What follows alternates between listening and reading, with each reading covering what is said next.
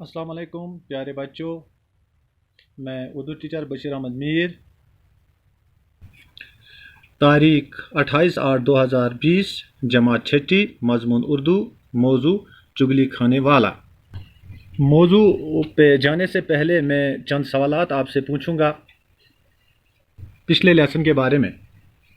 پرانے زمانے کی کیا بات تھی؟ چگل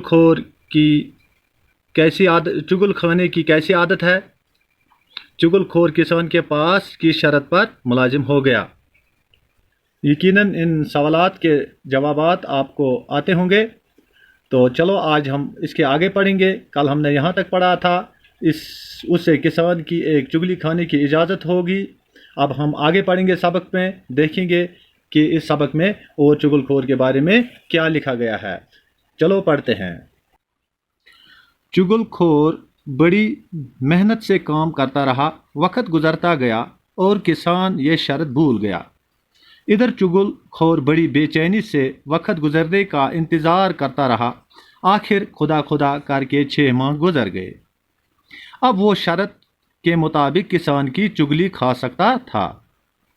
ایک دن کسان اپنی کھیتوں میں کام کرتا رہا تھا اور گھر میں اس کی بیوی اکیلی تھی۔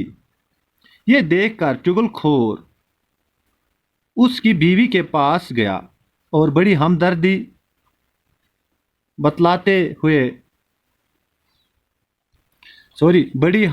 بناتے ہوئے کہنے لگا، کسان کو کوڑا ہو گیا، کسان کو